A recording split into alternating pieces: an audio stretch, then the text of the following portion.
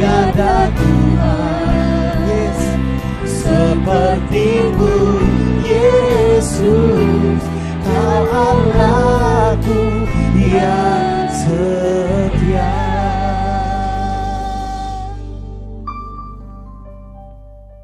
Bapa yang bertahta di dalam kerajaan sorga, kami anak-anak-Mu saat ini mau mendengarkan firman-Mu. Biarlah firman-Mu itu boleh tinggal di dalam hati kami dan termeterai oleh Roh Kudus, supaya firman Tuhan yang kami dengar melalui telinga kami singgah dalam hati dan menjadi rema untuk kehidupan keselamatan kami.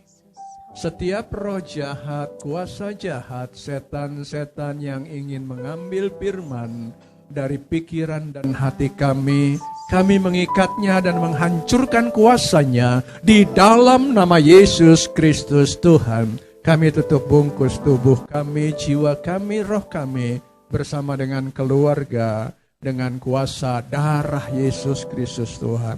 Haleluya. Mari kita sama-sama boleh katakan amin. Salam. Haleluya. Silakan Bapak, Ibu, Saudara boleh duduk. Untuk mempersingkat waktu ya, kita langsung buka saja Alkitab kita.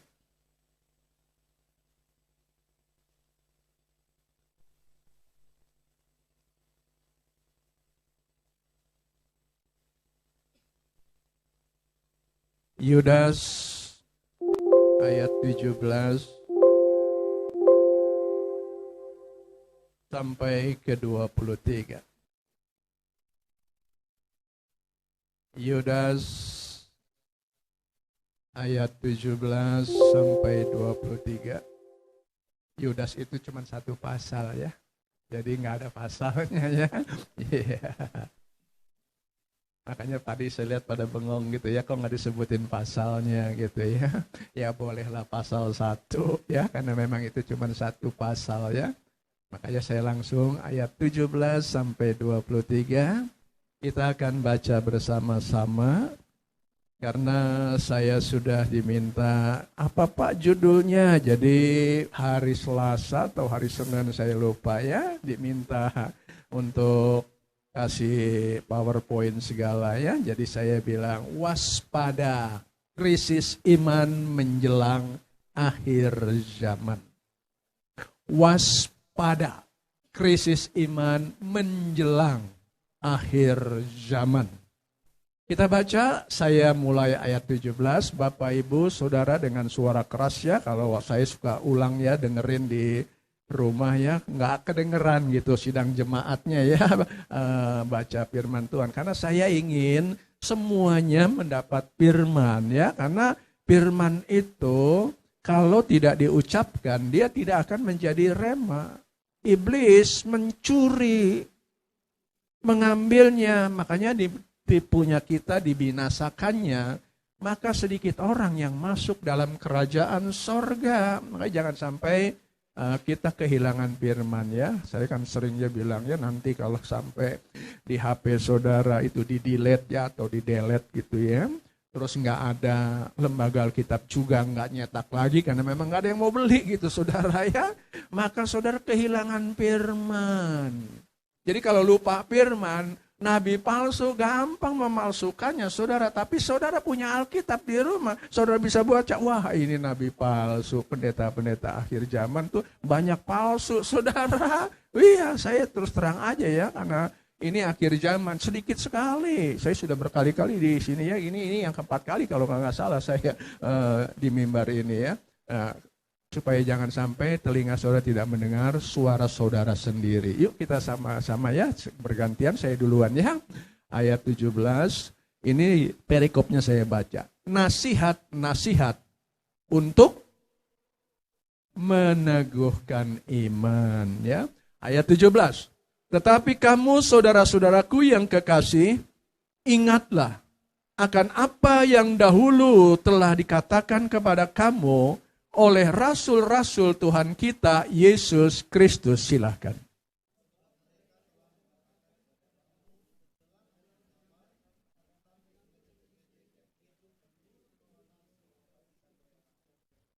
Mereka adalah pemecah belah yang dikuasai hanya oleh keinginan-keinginan dunia ini dan yang hidup tanpa Roh Kudus.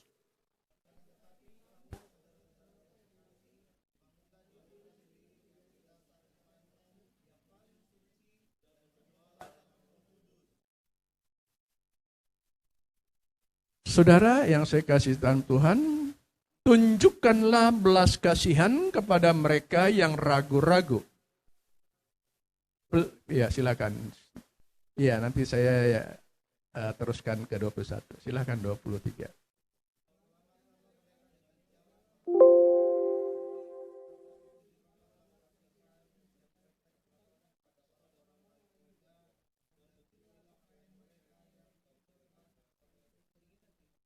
Sama-sama 21-nya.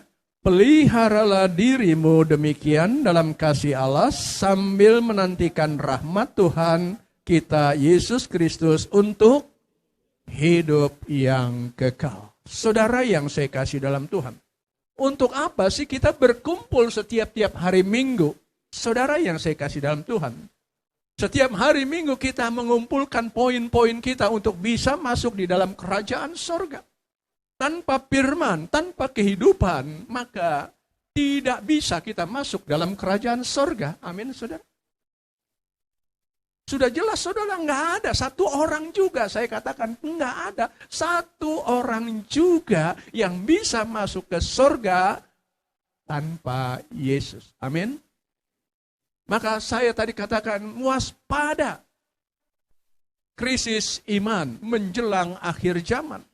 Saudara tahu Yudas ini adalah adik daripada Tuhan Yesus, saudara. Dia 2000 tahun lalu kurang lebihnya ya saudara, sudah dikasih tahu menjelang akhir zaman. Dikatakan di sini ya, ayat 18 saya ulangi. Sebab mereka telah mengatakan kepada kamu menjelang akhir zaman akan tampil pengejek-pengejek yang akan hidup menuruti hawa nafsu kefasikan mereka. Saudara yang saya kasih dalam Tuhan, pengejek-pengejek saudara banyak sudah muncul saudara. Kurang lebih 10 tahun yang lalu saudara mulai adanya YouTube saudara, mulai adanya Instagram dan juga banyak di WhatsApp saudara ya, yang melecehkan Yesus Kristus Tuhan. Belakangan ini saya dikirimin terus saudara tentang yang namanya Agustan ya saudara ya. Ya tahulah saudara ya, dia katanya dudukin Alkitab ngentutin sekarang, dia nggak bisa bangun saudara. Saudara yang kasih dalam Tuhan, iya itu ustadz saudara. Ikut gongsi pacai juga saudara. Saudara yang kasih dalam Tuhan. Biarlah kita boleh mengerti saudara, waspada. Karena krisis globalisasi ini saudara ya mencakup seluruh dunia. Resesi di mana-mana memasuki kehidupan manusia sehingga banyak orang menjadi depresi. Bingung saudara. Terutama banyak pendeta-pendeta yang depresi saudara. Puji Tuhan saya nggak depresi saudara. Walaupun memang turun udah 12 kiloan saudara ya. Kasih Tuhan, tetap makan saudara 2 tahun ya. Makanya nanti kita belajar tentang bagaimana Tuhan menyiapkan, menyediakan makanan buat kita. Jangan takut, amin. Menjelang akhir zaman ini, tahun yang baru ini, saya juga pakai baju baru saudara. Karena menghormati saudara ya. Pas ini hari Sintia ya. Iya, saya gongsi pacai dulu supaya dapat angpau. Saya kasih dalam Tuhan. Nah, kembali kepada kebenaran firman Tuhan ya. Karena krisis inilah saudara banyak orang depresi oleh krisis ekonomi, budaya, pangan, dan lain-lain segalanya saudara. Yang paling mengerikan adalah krisis iman. Di mana orang percaya menjadi murtad oleh sebab Agama diperdagangkan untuk menopang politik. Saudara yang kasih dalam Tuhan. Dijual belikan saudara. Makanya banyak orang Kristen sekarang ini tidak lagi menghargai Alkitab, firman Tuhan yang hidup. Banyak orang kehilangan saudara. Saya sering berkali-kali 5 gadis yang bodoh, saudara nggak bisa masuk surga. Jangan sampai kita menjadi seperti yang demikian. Amin saudara. Waspada. Mulai tahun ini saudara. Belum terlambat, ini masih bulan baru, tahun yang baru saudara. Kita ada 3 poin cepat ya saudara ya. Saya udah persiapkan paling lama di angka 9 ya, saya udah hitung 50 menit saudara ya. Karena kalau nggak suka lewat melulu gitu ya saudara ya. Keasikan biasanya prolognya aja lebih dari 15 menit gitu ya. Pendahuluannya gitu ya. Gimana mau isinya gitu saudara ya. Nah kembali kepada kebenaran firman Tuhan ini saudara. Poin yang pertama, waspada jangan sampai krisis iman. Amin. Kalau saudara krisis iman, saudara tidak akan boleh bisa masuk dalam kerajaan surga. Karena Yesus nanti datang ke dalam dunia ini mencari iman di dalam dunia ini. Adakah iman di dunia ini? Jawab saudara, ada. Saya orang beriman. Amin. Itu yang harus saudara jawab. Saudara. Pertahankan iman saudara. Jangan sampai krisis. Makanya saya katakan poin pertama, waspada. Jangan sampai terjadi krisis iman. Pertahankan iman saudara. Jangan sampai hidup tanpa Roh Kudus. Coba baca lagi ayat 19 yuk kita. Karena banyak orang Kristen hidup tanpa Roh Kudus.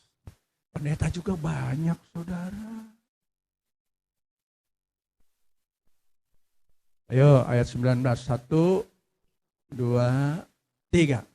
Mereka adalah pemecah belah yang dikuasai hanya oleh keinginan-keinginan dunia ini dan hidup tanpa Roh Kudus.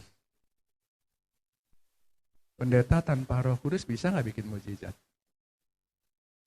Bisa, dukun aja bisa, saudara.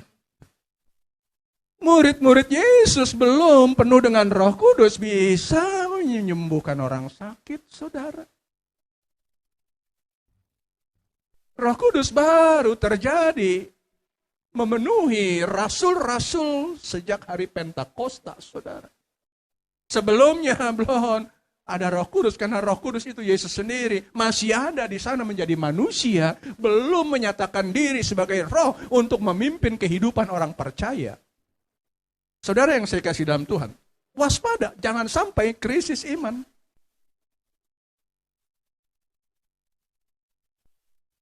Banyak orang krisis iman karena hidup memang tanpa Roh Kudus. Jangan ini terjadi kepada anggota dan pelayan-pelayan GBI Silorapa. Amin. Saudara menjadi orang yang diberkati Tuhan. 100% nggak ada yang ke neraka. Amin. Semua masuk surga. Puji Tuhan, tepuk tangan buat Yesus Tuhan. Karena lapar, jangan tukarkan iman saudara dengan semangkok kacang merah. Saya paling senang makan babi kacang merah, saudara. Tapi saya nggak tukarkan iman saya, saudara. Nggak kayak Esau, saudara. Karena lapar, saudara, dia jual hak kesulungannya, keselamatannya, hilang keselamatannya, saudara. Setelah hilang keselamatannya, menyalahkan saudara. Makanya bikin masalah sampai hari ini, saudara. Nggak pernah akur, saudara. Walaupun di intinya saudara akur, saudara. Tanya Pak Gembala, saudara. Di Israel itu sama-sama pakai jilbab, yang satu pakai kalung salib, saudara. Akur tuh saudara, yang satu ke masjid, yang satu ke gereja, saudara. Dari 7 miliar manusia, saya belajar juga presentasi orang yang Kristen ya campur Katolik cuman 33%. Cuman sepertiga, nggak semuanya masuk sorga. Kalau separohnya masuk neraka menjadi 5 gadis yang bodoh, hidup tanpa Roh Kudus. Tinggal berapa, saudara? Bahkan dari mereka yang terpilih saja hampir-hampir tidak diselamatkan. Karena belum pernah mengalami yang namanya dipenuhi dengan Roh Kudus.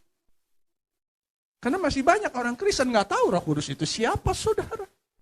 Yang taunya adalah oknum ketiga, saudara. Padahal mah satu, saudara.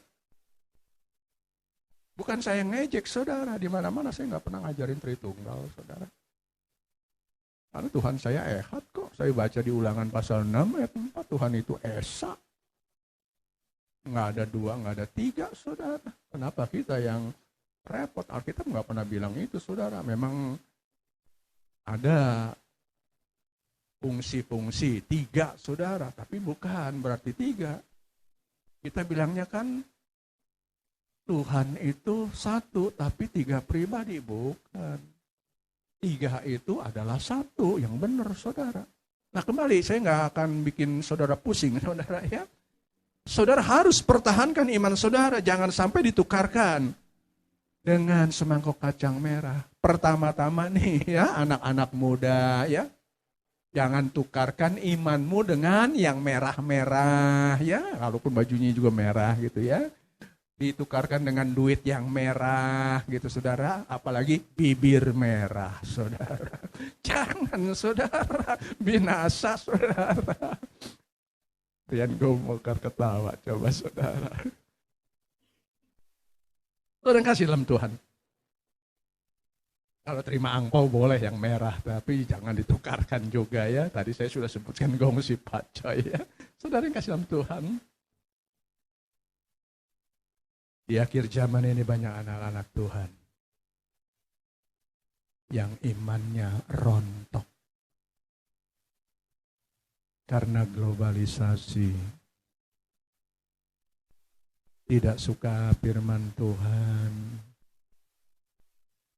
Alkitab ke gereja nggak dibawa. Saya selalu ke gereja, walaupun saya di rumah juga ada ya. Anak-anak saya juga punya laptop semua ya. HP juga dikantongin ada gitu, tapi nggak dipakai gitu ya. Banyak sekarang kan ya model-modelnya kan ya katanya ikut akhir zaman, jangan sampai ketinggalan zaman. Kalau saya bukan ketinggalan zaman, ketinggalan Tuhan, saya takut saudara. Saya pakai gembala saudara aja bawa Alkitab, coba saudara. Kan ini murni. Kalau yang namanya HP maaf saja, itu nggak murni saudara, itu bukan HP suci itu ya.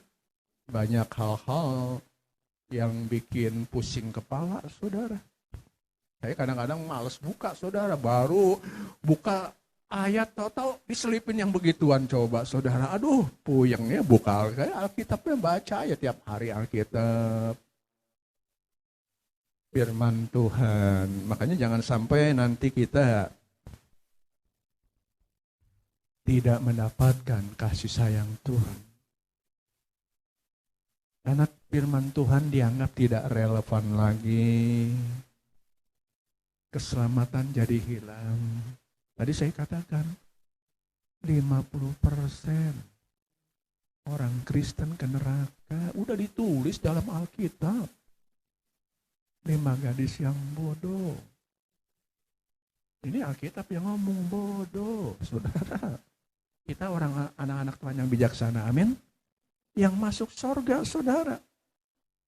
Yudas mengatakan dalam tulisannya di ayat yang 18 tadi saya sudah baca, saudara. Menjelang akhir zaman banyak pemuka-pemuka agama, rohaniwan, pendeta-pendeta palsu berdiri di mimbar-mimbar tampil memberitakan kepalsuan, mengubah firman Tuhan untuk menyenangkan telinga mereka, sehingga mereka tidak lagi memiliki iman yang kokoh, yang teguh. Seperti Alkitab tadi sudah kita baca, saya baca perikopnya, meneguhkan iman. Ini nasihat-nasihat, saudara.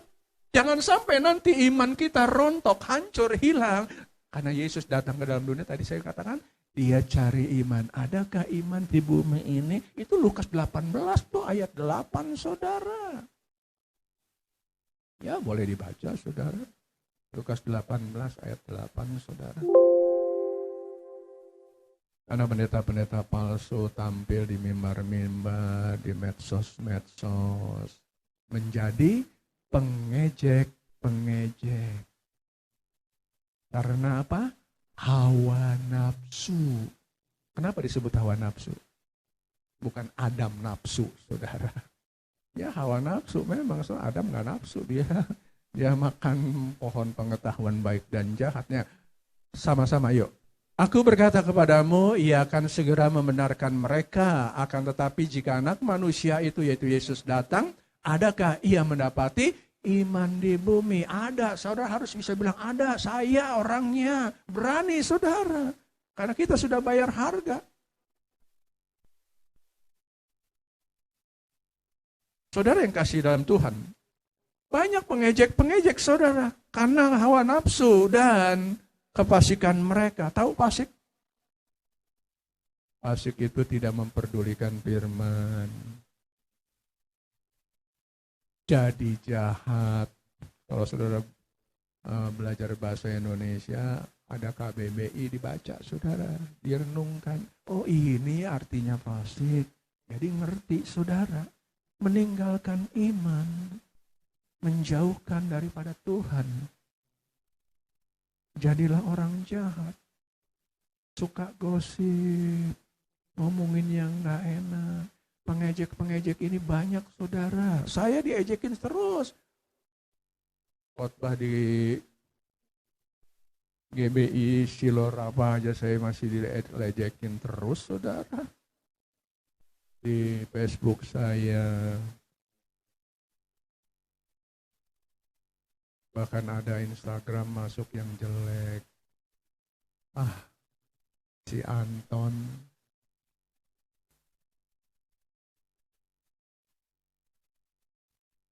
Dulu waktu saya masih ngajar yang di sebuah gereja, saya ngajar di Palangkaraya, saudara.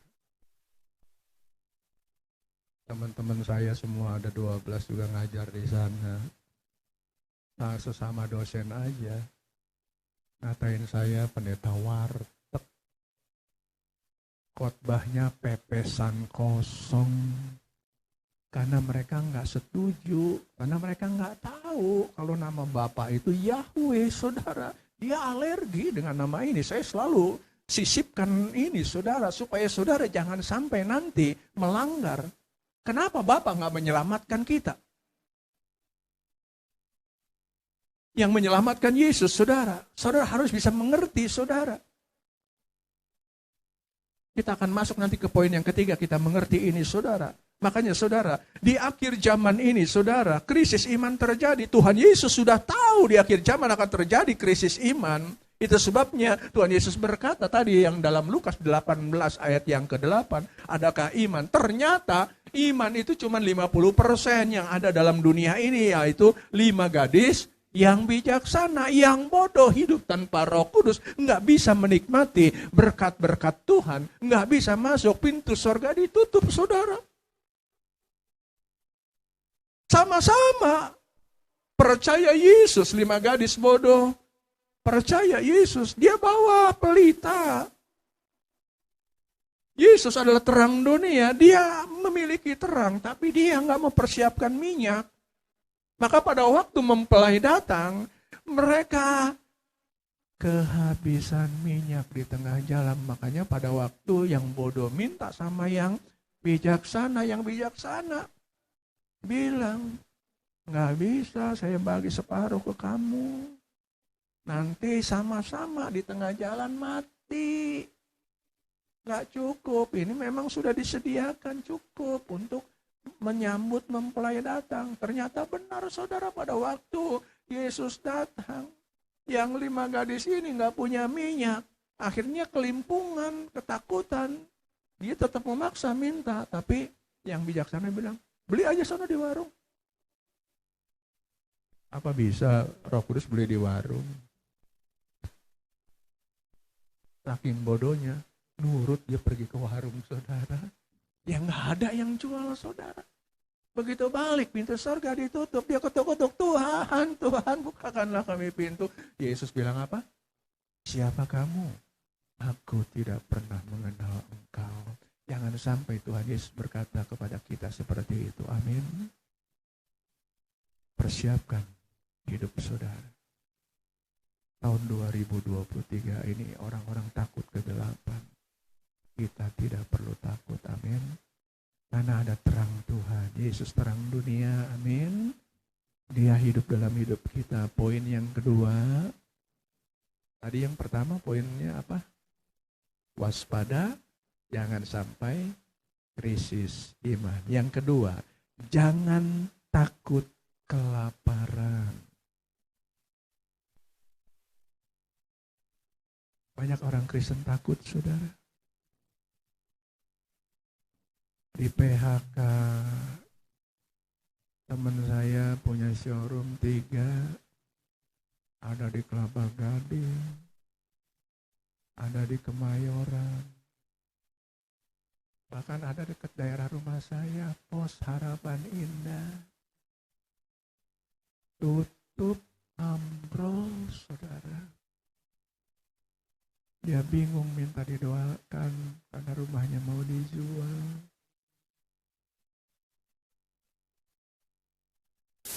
Karena di tahun 2023 ini nanti banyak orang, sepertiga di seluruh dunia, mati karena kelaparan dan karena COVID.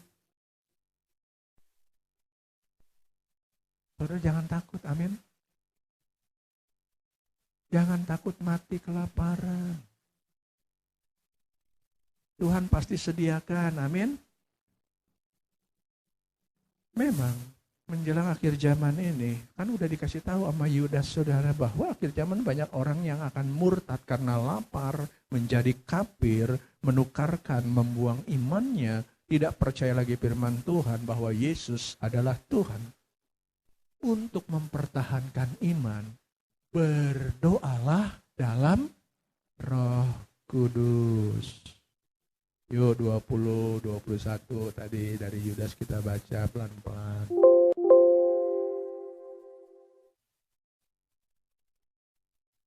Yuk 1, 2, 3.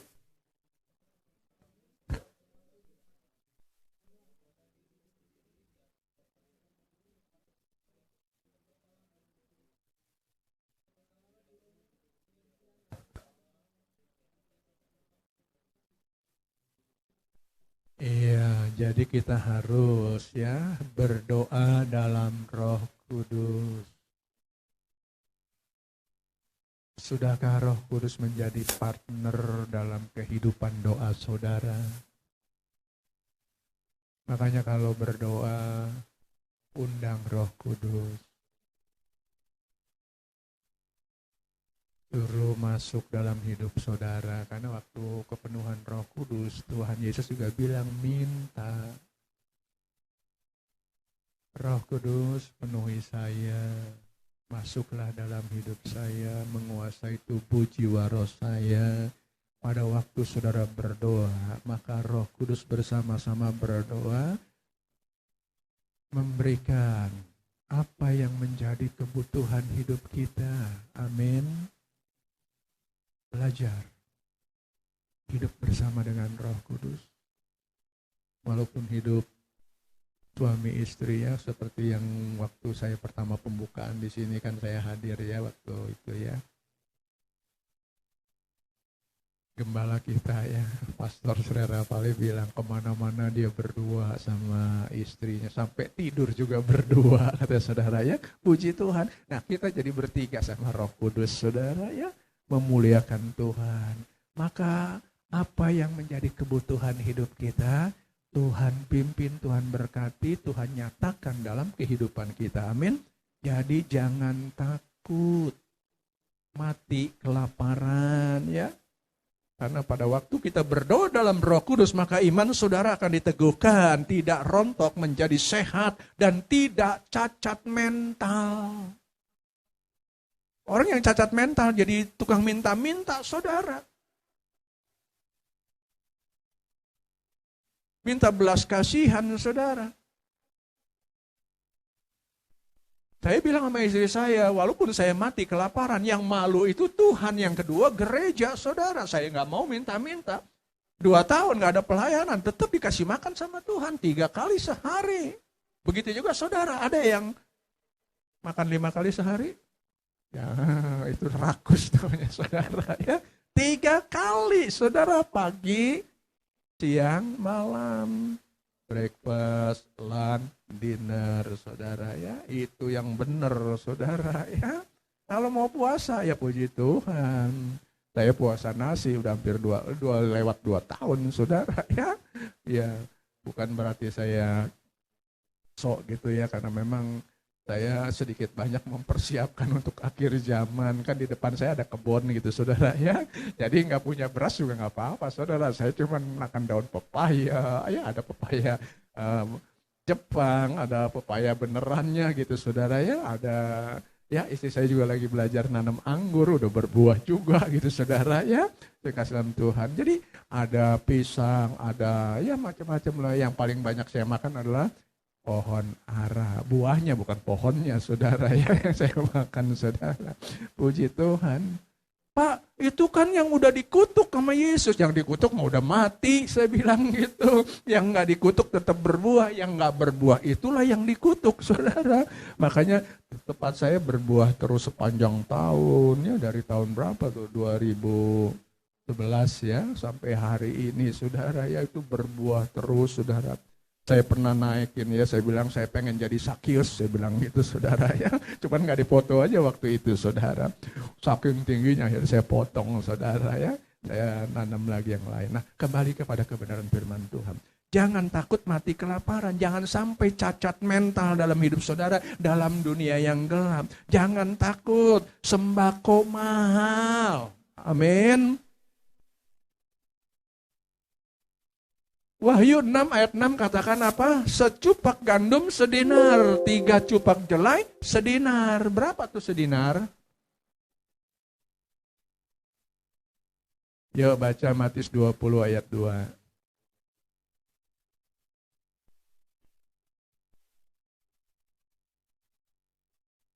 Matius pasalnya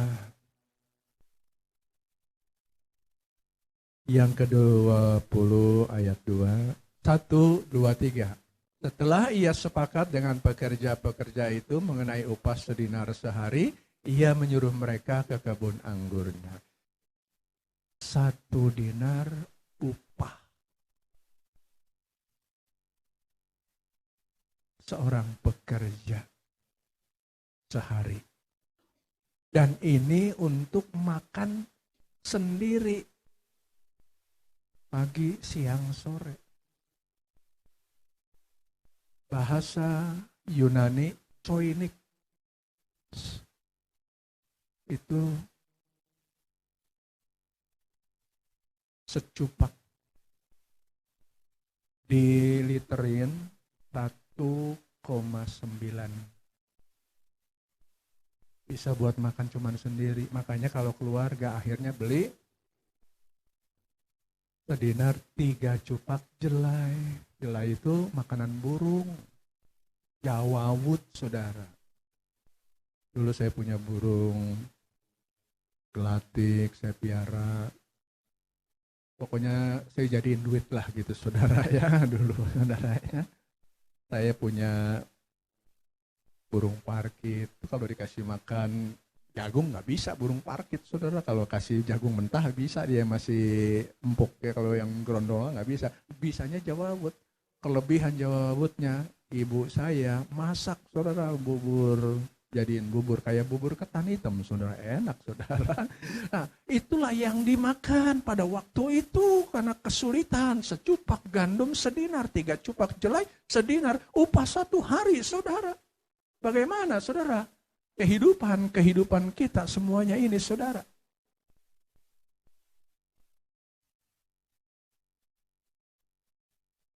Kita makan pagi, siang, dan malam.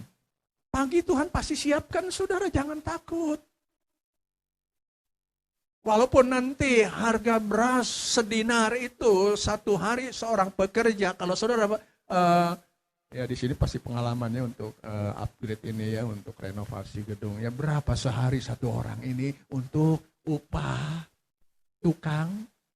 Kalau di tempat saya itu satu hari 250.000. Naik 150 apa 200 dulu Pak saya.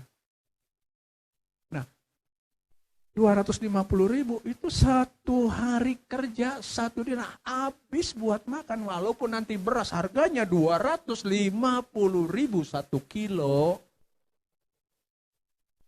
Saudara jangan takut kelaparan, amin. Tuhan pasti sediakan. Alkitab sudah memberi bukti. Yesus sendiri membeli sarapan. Makanya kalau kita bangun pagi, jangan cari HP, carinya sate. Saat teduh. Sate itu saat teduh. Kebanyakan di antara kita, saya percaya di sini 90% bangun tidur yang dicari HP, saudara. Harusnya sate. Duduk dulu berdoa saat teduh. Maka Tuhan beri sarapan. Yuk baca yuk, Yohanes 21 ayat 9 sampai 12. Biar kita dapat kebenaran firman Tuhan. Jangan takut mati kelaparan, Tuhan pasti sediakan. Zaman dulu aja udah disediakan, saudara. Yuk sama-sama yuk. Dari ayat 9 sampai 12. Ketika mereka tiba di darat, mereka melihat api arang dan di atasnya ada ikan dan roti. Terus kata Yesus kepada mereka, bawalah beberapa ikan yang baru kamu tangkap itu. Simon Petrus naik ke perahu lalu menghela jala itu ke darat penuh ikan-ikan besar 153 ekor banyaknya dan sungguh pun sebanyak itu jala itu tidak koyak. Terus ayat 12 kata Yesus kepada mereka, marilah, dan tidak ada di antara murid-murid itu yang berani bertanya kepadanya, siapakah engkau? Sebab mereka tahu bahwa ia adalah Tuhan. Mari sarapanlah. Tuhan kasih ikan bakar, roti bakar. Kalau ke restoran pesen ikan bakar ya, roti bakar itu Alkitabiah, saudara ya. Ini udah dikasih tahu pagi-pagi, makanya sate dulu ya, baru kita dapat sate ikan, saudara ya, sama roti bakar itu baru breakfastnya. Siangnya gimana coba? Terus malamnya gimana? Perjanjian lama sudah kasih tahu. Saya udah berapa kali juga di sini bicara. 1 Raja-Raja pasalnya yang ke-17 ayat 6 itu buat makan siang lunch. Coba kita baca yuk. 1 Raja-Raja pasalnya 17 ayat yang ke-6. Sudah dapat?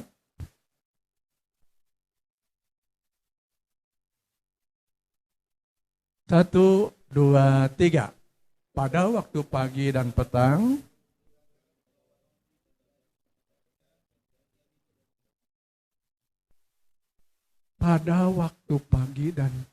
burung-burung gagak membawa roti dan daging kepadanya dan ia minum dari sungai itu. Jadi saya ulangi lagi ya khotbah yang lalu ya tentang ini sedikit ya. Burung gagak bawa roti dan daging. Dagingnya itu mentah enggak? Rotinya bagaimana? Pasti rotinya mateng, dagingnya juga mateng. Saudara, kalau dikasih daging mentah, Elia dianggap kucing, saudara ya. Maka saudara juga dianggap kucing kalau dikasih makan daging mentah, saudara.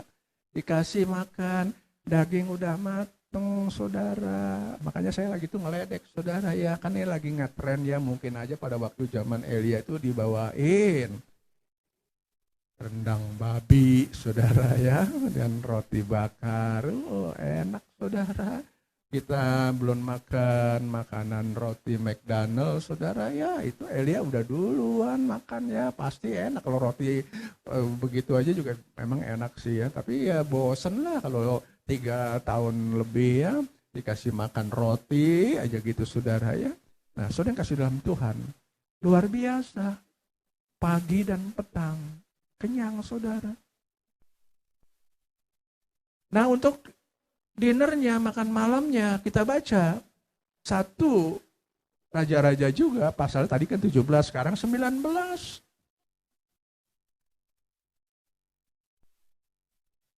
Ayatnya yang ke-6 juga.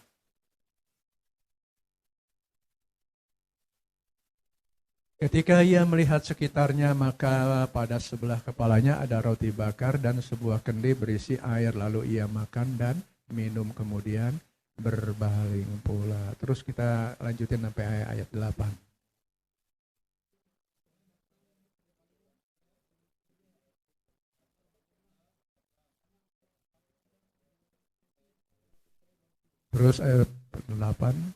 Maka bangunlah ia lalu makan dan minum, dan oleh kekuatan makanan itu ia berjalan 40 hari 40 malam lamanya sampai ke gunung Allah, yakni gunung Horeb.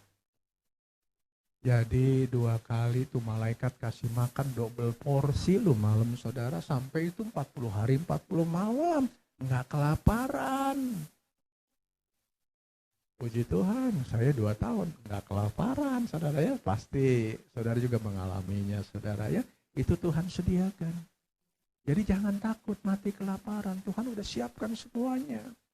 Berdoa dalam Roh Kudus, jangan sampai seperti orang-orang tanpa Roh Kudus. Pada waktu saudara baca Alkitab, Roh Kudus akan menuntun kehidupan saudara. Makanya istri saya sampai hari ini suka bingung, saudara. Nanti ada ini. Tadi juga saya udah bilang sama istri saya, nanti kita dapat ini. Saya bilang gitu, saudara. Dia suka bingung juga, nih laki gue gila kali ya, kalau dengar suara Tuhan dulu kok gue enggak gitu, saudara ya. Saudara. Nah, kalau saudara baca Alkitab, saudara sudah mendengar suara Roh Kudus. Firman Tuhan ini hidup, saudara. Firman Tuhan ini berkuasa. Ada mujizat. Apa yang menjadi kebutuhan hidup saudara semua tersedia di dalam Alkitab. Makanya saudara baca, renungkan, minta Roh Kudus memimpin saudara, menuntun saudara. Maka pada waktu saudara dituntun, maka saudara akan mendapatkan berkat yang luar biasa. Sekarang poin yang ketiga, yang terakhir saudara, minta pertolongan Roh Kudus. Yang pertama tadi, jangan sampai krisis iman. Yang kedua, jangan takut mati kelaparan. Sekarang yang ketiga, minta pertolongan Roh Kudus. Siapa itu Roh Kudus? Tadi kan saya sudah jelaskan. Kita akan mendengar dari pasal yang ketiga ini.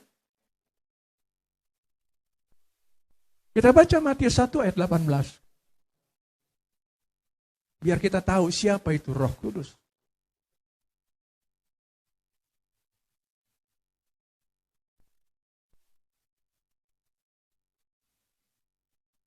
Ya, pelan-pelan ya, jangan cepat-cepat ya. 1, 2, 3.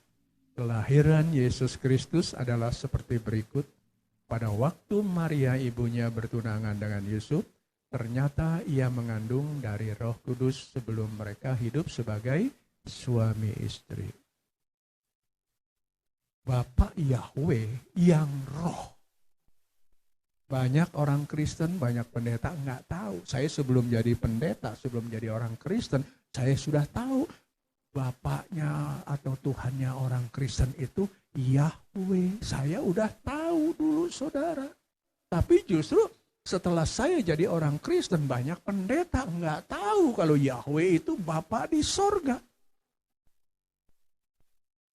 Makanya pada waktu Adam diciptakan, saudara, waktu dia melanggar firman Tuhan, dia terputus dengan Tuhan, dengan Bapa. Karena berdosa tidak bisa menyatu dengan kesucian, kekudusan saudara. Makanya akhirnya inisiatif datang tetap dari Tuhan. Dia cari itu yang namanya Adam, di manakah engkau? Kalau Tuhan panggil saya, di manakah engkau Anton? Saya cuma bilang begini, saya di sini ngumpet Tuhan, saya takut karena saya berdosa. Tapi Adam kan enggak, kalau saudara baca di dalam Kejadian pasal 3, saudara. Dia menyalahkan Tuhan. Gara-gara engkau kasih Hawa di sampingku, aku menjadi orang berdosa. Kalau engkau enggak kasih Hawa di sampingku, aku enggak akan makan yang namanya buah yang dilarang itu, saudara. Saudara kasih dalam Tuhan.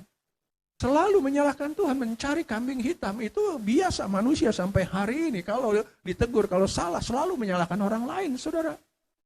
Dan ini yang terjadi, saudara.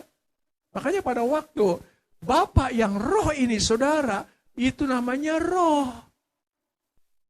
Kalau saudara membaca Yohanes pasalnya yang ke-4, ayat 23-24, Tuhan itu roh. Barang siapa menyembah dia harus menyembahnya di dalam roh dan kebenaran. Karena Allah itu roh, karena Bapa itu roh, karena Tuhan itu roh, saudara.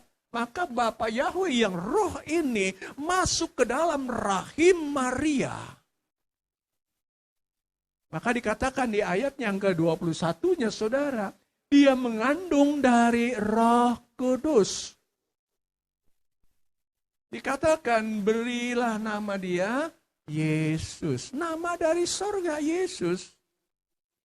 Kalau mau tahu nama aslinya, sebelum ditranslate menjadi nama Yesus, dari bahasa Yunani, saudara, Yesus jadi Yesus, itu Yesua. Saudara yang kasih dalam Tuhan. Dan inilah yang dikandung, saudara.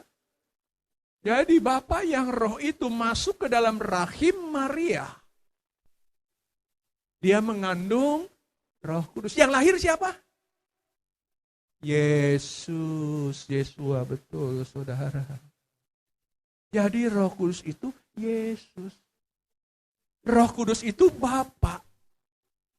Dia nggak bisa menyelamatkan manusia karena dia nggak ada daging, nggak ada darahnya, saudara. Maka dia harus menjadi manusia sekaligus menunjukkan, nih aku manusia pada waktu dia aku Tuhan menjadi manusia. Pada waktu aku menciptakan manusia, mari kita jadikan manusia serupa segambar dengan rupa kita. Itu Kejadian 1 ayat 26, saudara.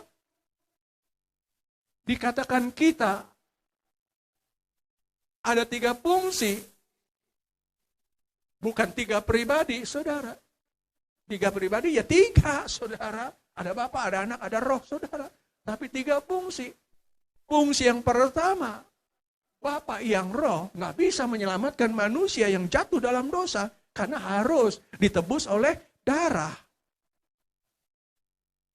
Pada waktu Tuhan menebus Adam dengan darah. Darah apa? Darah kambing, darah domba, walaupun nggak disebut ya, darah binatang untuk dibuat kawat, untuk menutupi ketelanjangannya, itu kulit domba. Udah gitu, blow on lah gitu Adam. Nggak bisa pakai celana sendiri, dipakein sama Tuhan. Coba baca nanti, saudara, Tuhan memakaikan celana ke Adam. Karena saking bodohnya, emang nggak pernah tahu dia pakai celana bagaimana, saudara. Makanya dipakein sama Tuhan sambil nangis. Bodoh amat loh Adam, gitu saudara ya. Pakai celana aja nggak bisa loh, gitu saudara ya. Dipakein, nangis. Makanya korban darah orang perjanjian lama masuk surga harus pakai korban darah binatang. Kalau sekarang kita harus pakai korban binatang, nggak sanggup, kita semua ke neraka, saudara. Berapa coba kambing atau kerbau 1 ekornya coba? Kan harus, saudara. Maka imam-imam harus membakarnya, saudara. Bahkan imamnya aja curang, saudara. Ngambil yang enak-enak, lemaknya punya Tuhan aja, diambil. Padahal Tuhan tahu kalau lemak itu kolesterol gitu, saudara ya. Jangan dimakan, tapi dimakan. Makanya Imam Eli juga matinya kegemukan gitu, saudara. Matinya jatuh celentang gitu, saudara. Karena saking banyaknya makan lemak binatang, saudara. Kalau tuh kambing, dulu juga saya waktu belum jadi orang Kristen kan, supaya selamat kan saya korbanin kambing. Tanya istri saya tuh depan rumah, motong kambingnya, saudara, digorok gitu. Wah, saudara ya, bagi-bagi, saudara. Supaya selamat, ternyata salah, udah gak relevan lagi. Coba kalau 1 bulan saudara berdosa 10 kali, kalau itu 2,5 juta itu kambing atau kerbau, saudara, dikaliin 10, 25 juta, gaji cuma 5 juta, nggak cukup, saudara, untuk bisa bayar korban. Makanya cukup untuk Yesus sendiri, saudara. Dia mengorbankan darahnya di atas kayu salib untuk menebus Saudara, yang ditebus apa? Saya sudah kasih tahu waktu itu. Yang ditebus itu bukan dosa, yang ditebus itu jiwa kita. Kita sering bilang, yang ditebus adalah dosa kita. Enggak, dosa kita enggak ditebus. Yang ditebus jiwa kita, tubuh kita, roh kita. Dosa itu dibuang saudara jauh-jauh, kita menjadi orang kudus, orang suci.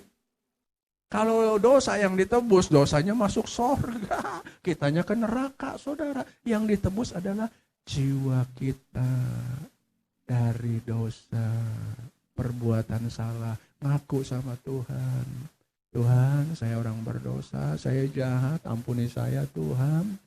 Mungkin ada dosa-dosa nenek moyang yang ikut kita, saudara. Itu kan jadi kutuk keturunan, saudara. Minta diputuskan, kita putuskan. Saya selalu mutusin anak-anak saya, siapa tahu gitu ya, anak saya berbuat dosa lagi, udah didoain gitu ya, masih bikin salah sama orang lain. Saya minta ampun sama Tuhan, dan saya sendiri saya putuskan. Kutuk-kutuk nenek moyang dalam nama Tuhan Yesus. Dan saya merasakan itu, saudara. Makanya pada waktu Tuhan mengorbankan darahnya buat saudara dan saya, kita harus bersyukur, agungkan Dia bahwa Roh Kudus adalah Yesus. Dialah Roh Kudus yang ada di dalam rahim Maria. Langsung lahir jadi manusia. Namanya Yesua atau Yesus Kristus. Dialah yang menebus dosa. Ayat 21 tadi dari Matius 1, saudara. Dialah yang akan menebus dosa manusia. Saudara yang saya kasih dalam Tuhan. Makanya saudara dan saya sudah menjadi orang kudus akhir zaman. Jangan mendukakan Roh Kudus. Saya sering dengerin anak-anak Tuhan mendukakan Roh Kudus.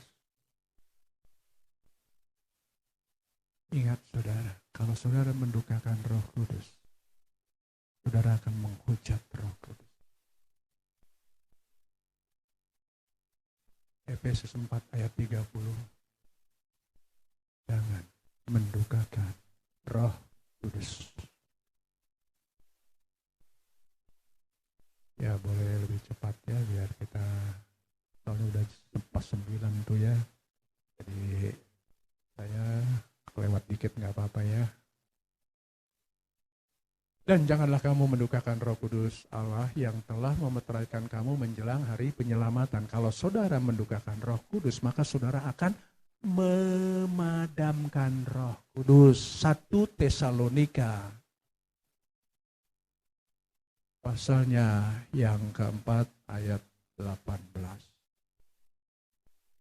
1 Tesalonika 5 ayat 19. Maaf. 5 ayat 19. Janganlah padamkan roh. Kalau sampai sudah mendukakan dan memadamkan roh, kita akan menghujat. Lukas pasalnya 12 ayat 10. Jangan sampai ini terjadi. Lukas 12 ayat 10.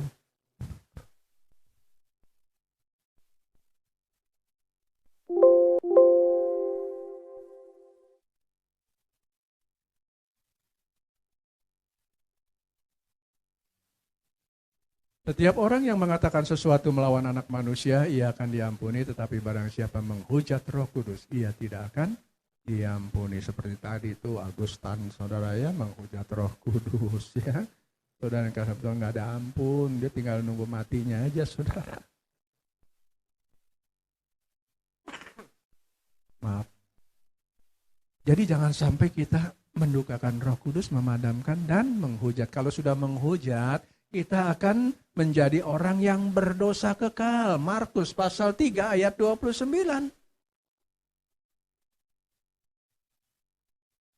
Saya ambil 5 menit kita ya. Ya, tetapi apabila seorang menghujat Roh Kudus, ia tidak akan mendapat ampun selama-lamanya, melainkan bersalah karena berbuat dosa kekal. Kalau sampai sudah berdosa kekal, nggak ada lagi, tinggal mati, masuk neraka, saudara. Yakobus 1 ayat 15. Ini yang terakhir ayatnya, saudara. Dan apabila keinginan itu telah dibuahi, ia melahirkan dosa, dan apabila dosa itu sudah matang, ia melahirkan maut. Jika ini terjadi, kehidupan kekal yang saudara miliki akan rontok oleh maut. Maka yang ada adalah kematian kekal. Jaga iman saudara dengan minta pertolongan Roh Kudus. Dengan meminta pertolongan Roh Kudus, maka masa-masa yang sulit di akhir zaman ini semuanya akan menjadi mudah. Amin. Mujizat pun terjadi. Kita nggak akan pernah lagi depresi. Tidak akan terjadi. Justru mujizat yang terjadi membuat segala sesuatu itu mudah hanya dengan doa. Yesus sejauh doa. Ingat peristiwa Daniel SMA. Jadi ini anak-anak SMA penting nih ya. Daniel SMA, Sadrak, Mesak, Abednego. Sebagai ayat terakhir ya, sudah cukup ya. Daniel 3 ayat 17-18.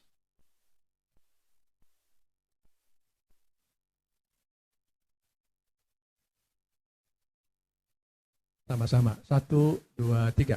Jikalau kami yang kami puja sanggup melepaskan kami, maka ia akan melepaskan kami dari perapian yang menyala-nyala itu. Dan dari dalam tanganmu ya Raja. Ayat 18. Tetapi seandainya tidak, hendaklah Tuanku mengetahui ya Raja, bahwa kami tidak akan memuja dewa Tuanku, dan tidak akan menyembah patung emas Tuanku yang dirikan itu. Dia punya komitmen. Tetap ikut Tuhan. Dikatakan kalau Tuhan menolong, dia pasti tolong. Kalau Tuhan nggak tolong saya, tetap saya dibakar mati. Saya tetap tidak akan menyembah patung yang Tuhan Raja dirikan itu, saudara. Maka Tuhan tolong. Tidak terjadi yang namanya kematian. Pada waktu saudara tidak takut lapar, saudara mengutamakan Roh Kudus, minta pertolongannya, tidak terjadi krisis iman, tetap percaya Yesus adalah Tuhan, maka semua itu diberkati oleh Tuhan. Saudara selamat kekal selama-lamanya, amin. Kesimpulannya, waspada, jangan sampai krisis iman. Jangan takut dengan situasi apapun yang akan terjadi di tahun 2023. Sesulit apapun, tetaplah setia sampai mati. Amin. Tuhan Yesus